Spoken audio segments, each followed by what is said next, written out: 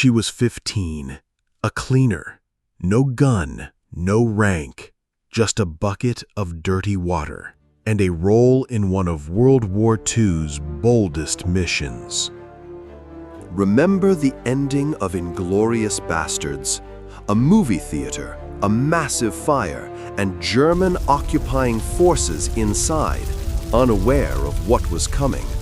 Most people assume that was just a screenwriter's wild imagination. Hard to believe, but it's a true story. But this time, the director wasn't Tarantino. It was a Soviet resistance fighter from Odessa. And the scene didn't play out in Paris. It happened in a quiet little town in the Pskov region of the Soviet Union. The story you're about to hear is so bold, even Tarantino himself would have stood up and applauded. On November 13, 1943, in the occupied town of Porkhov, something took place that Berlin would have preferred to keep secret. It was just another Saturday night. German soldiers packed the battered old Porkhov theater to its limits. The screen flickered with propaganda reels.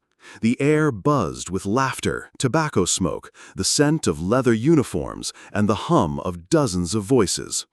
Officers lounged on the balcony in their VIP seats. Upstairs, the SD, a security branch of the occupying forces, had their headquarters. People sipped coffee, chatted about the latest news from the front. For a brief moment, the conflict seemed far away. Soon, the latest box office hit among German troops, Circus Performers, was about to start. But down in the basement, a timer was already ticking. Hours earlier, a petite cleaning girl had entered the theater. Her name was Zhenya Mikhailova, just 15 years old. She quietly checked the building, gave a discreet nod to a nearby man, Konstantin Chekhovich, the administrator. Reserved and unobtrusive, barely noticed by the soldiers, that was his secret weapon. But Chekhovich wasn't just managing the theater. He was a scout for the 7th Leningrad Partisan Brigade. And the theater wasn't just a building, it was his target. With Zhenya's help, explosive materials were quietly brought in, disguised in buckets of dirty water, slowly over time. She played her role with stunning discipline.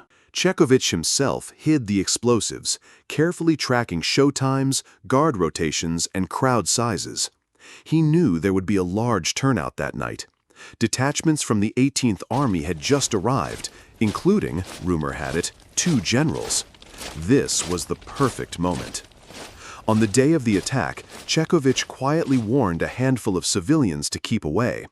Zhenya slipped out of town well before the explosion and joined the partisans. Konstantin set the electric detonator, handmade, and vanished into the woods. At exactly 8 p.m., the building was destroyed in a blast. The powerful detonation was heard across town. The theater collapsed almost instantly, the roof caving in. Glass shattered. Some made an attempt to escape through the windows, but very few got out. For them, this was truly the final show. Soviet sources reported losses of up to 700. German records claim 178 lives lost, with 53 wounded. As is often the case, the truth probably lies somewhere in the middle. What is clear, though, is that this was one of the boldest operations of the entire conflict on the Eastern Front. At the Nuremberg trials, General Küchler would later complain about this dishonorable attack, a sign of powerlessness more than anything else. The soldiers, so sure of themselves in open combat, were caught off guard by a resistance fighter with a daring plan and unshakable courage. After the conflict, Chekhovich lived quietly, away from the spotlight. He was nominated for the title Hero of the Soviet Union, but he never received it. His deed was rarely mentioned. Only in 2013 did a modest memorial plaque appear in Porkhov, small, almost hidden. History nearly forgot him, but the theater blast is still remembered.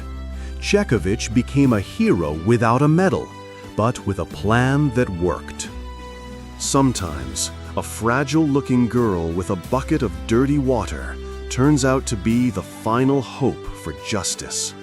And a quiet administrator can direct the most unforgettable performance a small town has ever seen. If this story moved you, share it so it won't be forgotten. Thanks for your likes and for subscribing. See you next time.